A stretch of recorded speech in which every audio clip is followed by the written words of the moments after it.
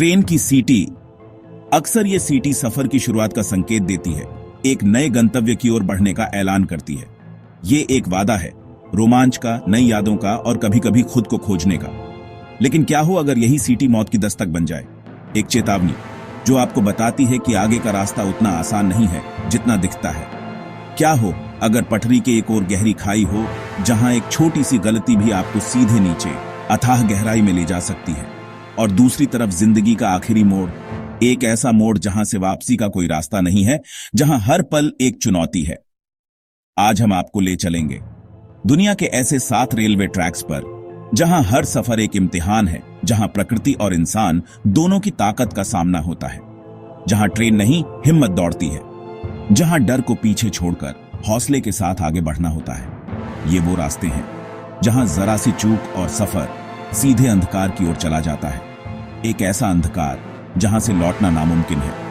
पहाड़ों को चीरकर, नदियों के ऊपर से और कभी-कभी तो ज्वालामुखी के मुहाने से गुजरते हुए, ये ट्रैक इंसानी जज्बे की मिसाल है।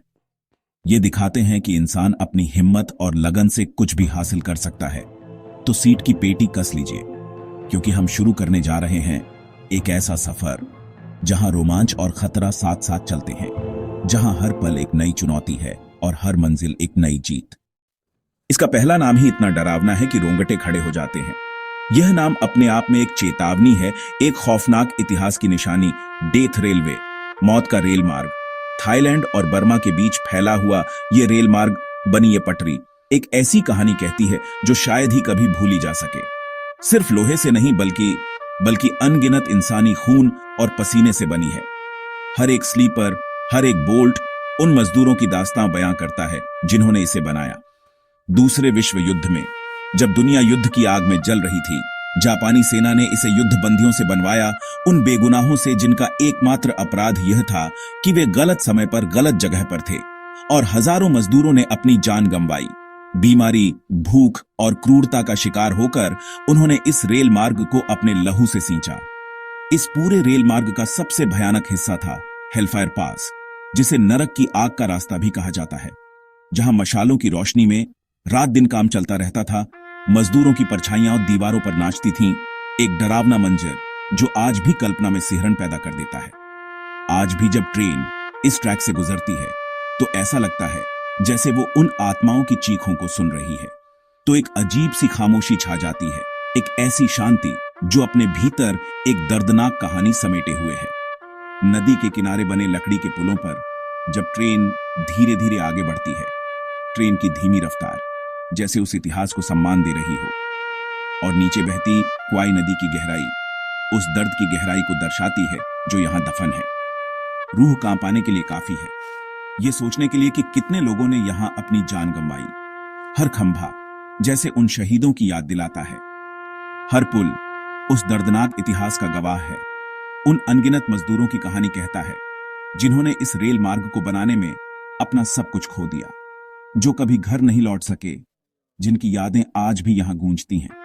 डेथ रेलवे, एक ऐसी जगह जहां सफर आज भी उस भयावह अतीत की याद दिलाता है, इतिहास के दर्द को महसूस कराता है और हमें याद दिलाता है कि इंसानियत को कभी भी इस हद तक नहीं गिरना चाहिए।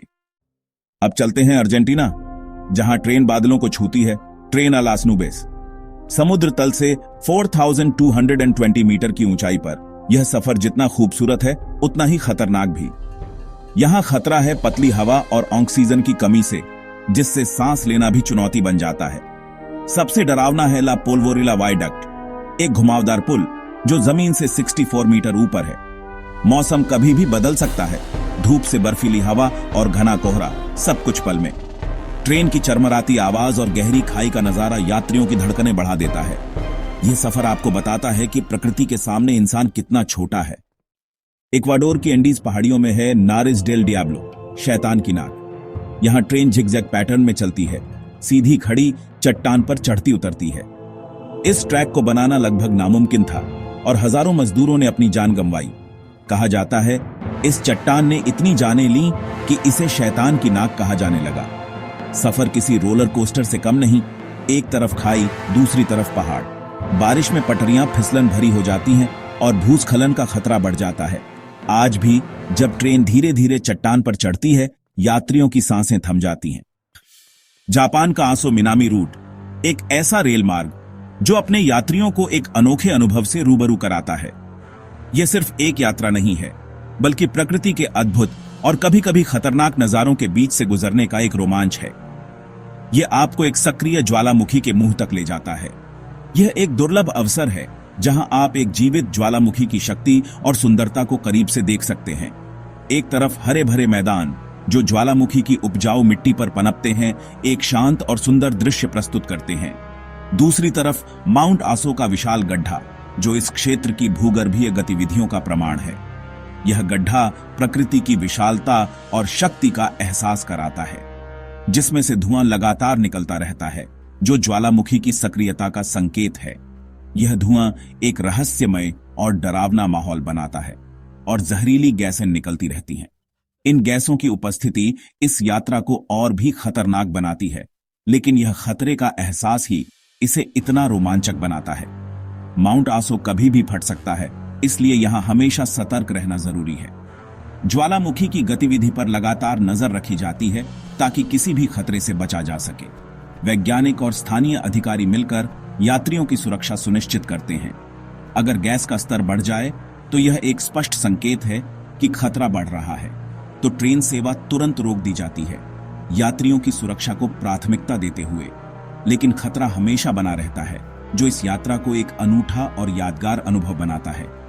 ट्रेन जब ज्वालामुखी के सबसे करीब पहुंचती है तो रोमांच अपने चरम पर होता है। तो बाहर सिर्फ घना धुआं और गैसों का मिश्रण दिखाई देता है, जो एक रहस्यमय वातावरण बनाता है। सल्फर युक्त धुआं दिखता है, जिसकी गंध हवा में फैली होती है, जो ज्वालामुखी की उपस्थिति का एहसास कराती है। 2016 के भूकंप ने इस क्षेत्र को और खासकर इस रूट को तबाह कर दिया था, जिससे यहां की यात्रा और भी मुश्किल हो गई थी। लेकिन जापानी हिम्मत ने हार नहीं मानी और इसे फिर से शुरू किया। यह उनकी दृढ़ता और पुनर्निर्माण की क्षमता का प्रतीक है। हर सफर एक सवाल है जो यात्रियों के मन में हमेशा बना रहता है। क्या आप सुरक्षित पहुंचेंगे?